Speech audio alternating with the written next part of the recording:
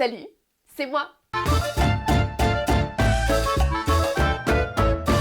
Bonjour à tous et bienvenue dans cette vidéo où je vais vous raconter la véritable histoire de La Belle et la Bête, mais aussi et surtout où on va la comparer à la version de Disney. Alors, syndrome de Stockholm ou amour un petit peu trop prononcé pour les bestioles très poilues, c'est parti pour Disney versus réalité.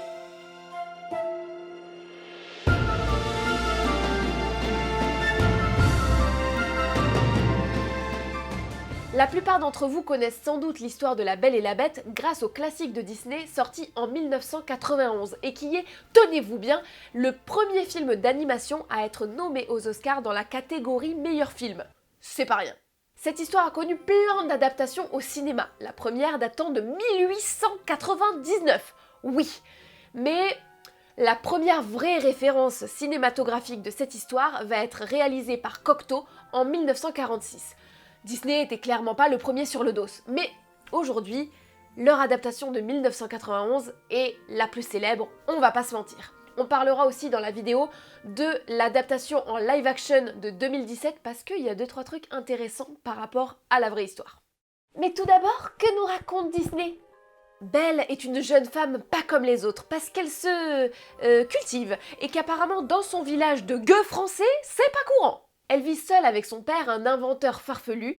Ce vieux fou de Maurice. Qui part dans la ville voisine, mais alors qu'il est trop occupé à demander son chemin à son cheval, il se paume et atterrit dans le château de la Bête. La Bête qui, on nous l'a expliqué plus tôt, histoire de tuer tout le suspense, était en fait un jeune prince, puni de son arrogance par une vieille sorcière et condamné à ressembler à une créature monstrueuse, mi-ours, mi-lion.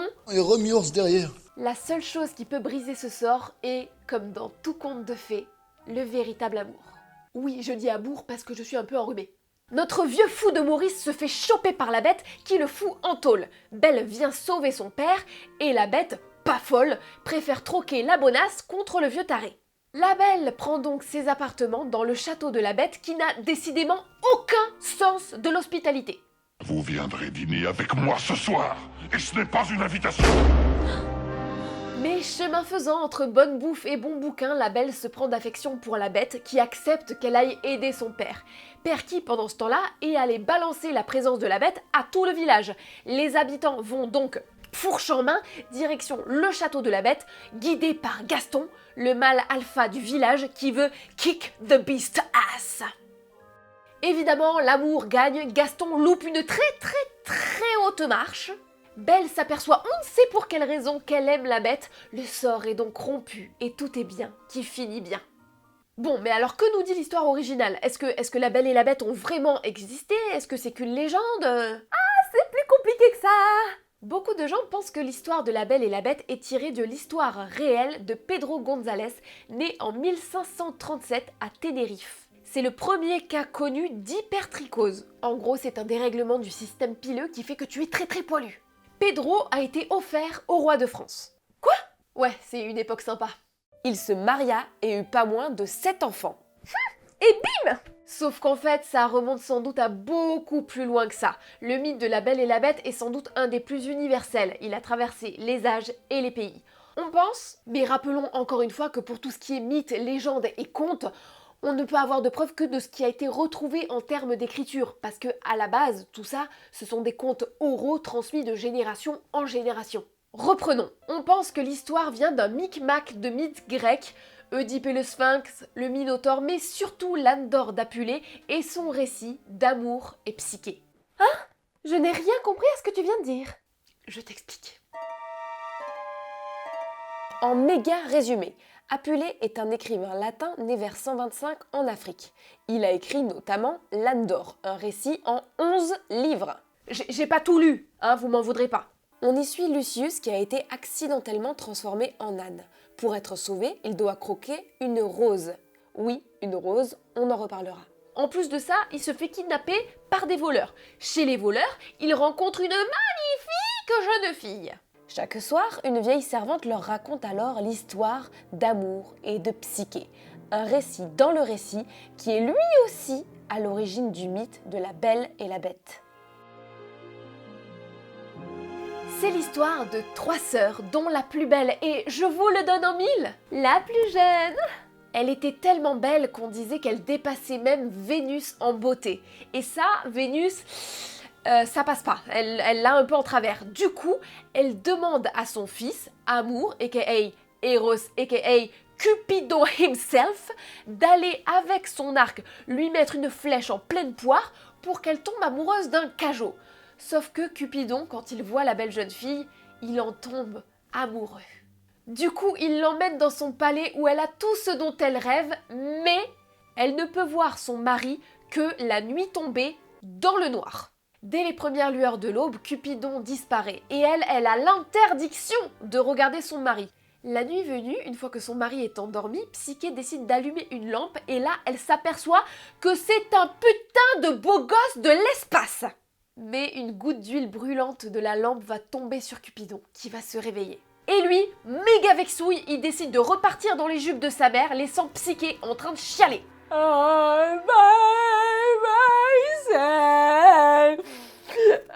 Je vous la fais méga courte pour la suite. Vénus met Psyché à l'épreuve et la pauvre jeune fille en meurt. Elle est ressuscitée par Cupidon. Ça, c'est les origines grecques de La Belle et la Bête. Mais c'est pas encore de ça dont est tiré le film, donc avançons dans le temps. On trouve des traces de La Belle et la Bête plus tard, en 1550 en Italie dans le conte du roi porc de Straparola, où cette fois, l'homme est transformé en porc. Et plus tard, Perrault s'inspire de ces mythes pour certains de ses contes comme Barbe Bleue ou Riquet à la houppe. Mais c'est au XVIIIe siècle qu'on commence à parler d'origine concrète de mon histoire. En 1740 sont publiés les contes marins dont fait partie La Belle et la Bête, un récit de 300 pages écrit par Madame Gabrielle Suzanne de Villeneuve, une Française. Et quelques années plus tard, en 1757, Madame le Prince de Beaumont en publie une version beaucoup plus courte et beaucoup plus soft pour aider les aristocrates anglaises à apprendre le français. Et c'est de son texte à elle dont est tirée l'adaptation de Disney. Dans sa version, Belle a 2 sœurs plus âgées et terriblement jalouses de la Benjamine. D'ailleurs, Belle, c'est même pas mon nom, c'est juste que je suis tellement jeune et tellement belle que tout le monde m'appelle comme ça. Rien que ça montre qu'on est à un moment où la jeunesse et la beauté d'une femme sont tellement importantes qu'elles deviennent la personnalité entière de la personne. La famille est pauvre et a dû quitter Paris. Pour gagner de l'argent, le père part en voyage et c'est là qu'on connaît la suite. Il s'égare et il atterrit chez la Bête. Le père est plutôt bien accueilli, comme on voit d'ailleurs dans le film de 2017. Il y a un bon feu, un bon repas et même un bon lit pour qu'il puisse se reposer. Seulement, il fait une connerie. La Belle a demandé à son père de lui ramener de voyage une rose. Il décide donc d'aller dans le jardin et de cueillir une rose, la plus belle des roses. Mais ça passe pas. Oh, tu crois pas que t'abuses là? Eh oh, j'y tiens mes roses. Attends, je suis gentil avec toi, je te file à bouffer, je t'héberge, et toi en plus tu viens piquer dans mon jardin, tu veux quoi en plus, une pipe et un ars? Alors oui, on a fait avec les moyens du bord, hein, surtout que c'est pas très fidèle parce qu'en fait dans le récit, la Bête serait plutôt couverte d'écailles et avec une trompe. Ouais, bref. La Bête est fâchée colère. Mais vachement plus sympa que dans le film, hein, parce qu'en fait dans le récit, la Bête est affreuse et stupide, mais pas agressive. Il dit d'ailleurs au père de rentrer chez lui et de convaincre une de ses filles de venir de son plein gré au château de la Bête. S'il n'y arrive pas, il devra alors revenir lui. Est-ce qu'on part sur plus de consentement au XVIIIe siècle qu'en 1991 ? Oui. La Belle se dévoue évidemment et arrive donc au château de la Bête où elle est hyper bien traitée, hein, contrairement au film. Encore une fois, pas de crise de colère et pas d'agressivité. Mais la Bête reste un peu un forceur quand même parce que il dîne avec la Belle tous les soirs et tous les soirs lui demande « Tu veux pas te marier avec moi ?» Non, désolée. Ce qui brise le cœur de la Bête chaque jour un peu plus. Même si dans la version de Villeneuve, celle qui fait 300 pages, la première, c'est pas la même raclette, hein, parce que, comme je vous ai dit, c'est beaucoup moins soft, et la Bête, c'est pas ça qu'elle demande à la Belle. On baise ? Non, désolée. Il y a chez Villeneuve une vraie charge sexuelle qui est beaucoup plus présente dans tout le récit. Effectivement, la vieille fée du début, celle qui est responsable de la malédiction de la bête, était en fait une vieille fée qui a fait des avances au prince, et celui-ci l'ayant repoussée, elle a méga mal pris, et du coup, elle l'a maudit. Il y a dans cette version une réflexion super importante sur le désir des femmes plus âgées et sur leur place dans la société. Et c'était pas un hasard. Gabrielle Suzanne de Villeneuve s'était mariée très jeune et à la mort de son mari, elle ne s'est pas remariée. C'était une femme super influente, mais elle s'est aperçue que son âge avançant, le fait qu'elle ne se remarie pas lui donnait un statut de vieille fille qui était une place toute particulière dans la société de l'époque. Une femme âgée, non mariée, était vue comme une espèce de sorcière, de sous-femme.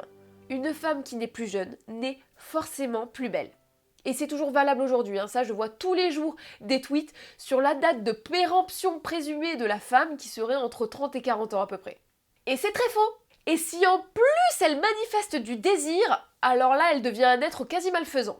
Et c'est de ça que parle Villeneuve dans son roman. C'est un récit satirique moqueur qui met en valeur le contraste entre la belle qui est la plus jeune, la plus fraîche, la plus vertueuse des créatures, face à une femme âgée, chargée de désir, qui est un être à la fois impressionnant et dangereux. Il y a donc forcément une concurrence entre les femmes. Il faut être la plus belle, la plus jeune, la plus vertueuse pour espérer avoir une place dans la société. Donc en fait, à la base, La Belle et la Bête, c'est beaucoup plus engagé qu'il n'y paraît. Mais Madame le Prince de Beaumont, elle enlève tout ça. Elle, son but, c'est d'apprendre aux aristocrates à lire. Donc tout ce qui est un petit peu chaud, zou, ça dégage. On en était où ? Ah oui, la Bête a le cœur brisé de se faire friendzoner par la Belle.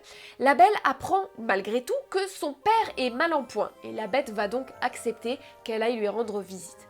La Belle promet de revenir 8 jours plus tard, mais elle revient en retard. En partie à cause de ses sœurs qui sont méga jalouses. Du coup, pendant ce temps-là, la Bête s'était laissée mourir de chagrin. Dans la version de Beaumont, la Belle se rend compte qu'elle l'aime, pas savoir pourquoi, et donc elle accepte de l'épouser.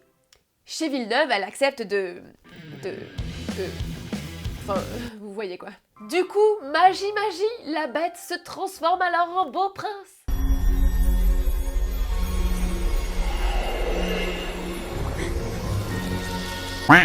Finalement, chez Villeneuve, il y a un rebondissement final puisqu'on apprend qu'en fait, Belle était fille de roi. La zoophilie, ok, mais le mariage entre classes sociales différentes, ah non! Elle épouse donc la Bête qui était son cousin germain, yes! Voici donc les deux récits qui sont à l'origine des adaptations de Disney. Et oui, je sais ce que vous allez dire. Et Gaston? Et Lumière? Et Madame Samovar? Ce sont des aspects que Disney a évidemment rajoutés. Déjà parce que chez Disney, on a toujours besoin de petites créatures mignonnes qui viennent détourner l'attention d'un récit potentiellement glauque. Et enfin, si dans les récits, il y a bel et bien l'histoire de la rose par le cadeau que le père doit ramener à Belle, c'est Disney qui rajoute toute son importance à travers la rose éternelle. La rose perd ses pétales et condamnera tout le château pour toujours une fois le dernier pétale tombé. Et ça claque! Ça rajoute un enjeu, une urgence très importante dans le film, surtout dans le film de 2017 où on sent vraiment ce côté de danger de la malédiction sur la Bête et sur tous les objets magiques. D'ailleurs, faisons un tout dernier point sur les autres différences entre la version de 1991 et celle de 2017. La première des différences entre le dessin animé et le film, c'est que si le village de la Belle était en 1991 inspiré des villages d'Alsace, en 2017, le village est inspiré des villages du sud-ouest de la France. Voilà, faites ce que vous voulez de cette information. Pourquoi je voulais parler du village déjà ? Ah oui, parce que dans le film de 2017, le village s'appelle Villeneuve. Et c'est pas pour rien. On retrouve dans le film de 2017 une beaucoup plus grande parenté avec la version de Villeneuve, la chaudasse, que dans le film de 1991. Déjà, il y a cette notion de vieille fée avec Agathe, la vieille fille du village, souvent comparée à une sorcière parce qu'elle n'est pas mariée, et qui est en fait la fée responsable de la malédiction de la Bête. D'ailleurs, ce bon Gaston dit à Belle que si elle ne se marie pas, elle finira comme Agatha. En 2017, Belle est plus indépendante, elle est intelligente, inventrice comme son père, et elle questionne beaucoup plus Lumière et Big Ben sur les raisons qui font qu'ils sont aussi fidèles à la Bête. C'est vrai après tout, ils sont maudits à cause de lui. Et enfin, il y a, comme dans plusieurs adaptations récentes de Disney, beaucoup plus d'inclusivité, puisque en 2017, on a le sous-entendu que le personnage du fou, loyal ami de Gaston, serait bien intéressé par Gaston. Et même si c'est très sous-entendu, ça a valu au film de se faire censurer, voire interdit, dans plusieurs pays. Par contre, il y a des trucs qui ne bougent pas. Dans les deux adaptations en film, contrairement au livre où ça n'existe pas, la bête fait tellement peur à la Belle que la Belle va s'enfuir. Et la bête va donc par la suite la sauver des loups, mais elle est blessée, et la Belle va donc par empathie prendre soin de lui. Parce que Disney a besoin à un moment donné de faire quand même que le mec va sauver la fille, ce qui déclenchera chez Belle un petit syndrome de l'infirmière pas piqué des hannetons, du genre « Oh, pouillou, je veux te soigner !»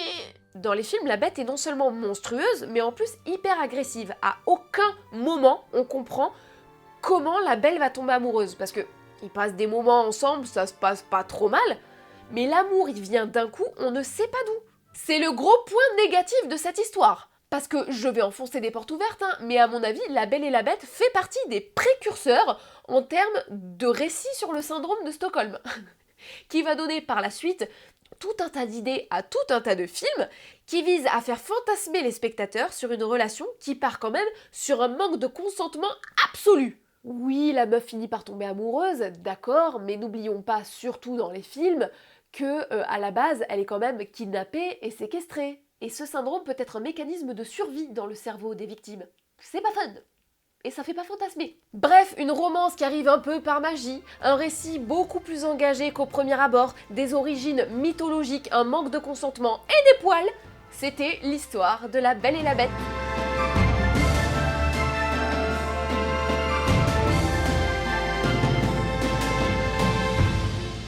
J'espère que cette vidéo vous a plu, si c'est le cas, n'hésitez pas à me le dire, moi j'adore faire ces formats des Disney versus réalité, n'hésitez pas d'ailleurs à me donner d'autres idées pour les prochains épisodes. Si vous avez aimé la vidéo, n'hésitez pas évidemment à me le montrer avec des petits likes, des petits commentaires, tout ça.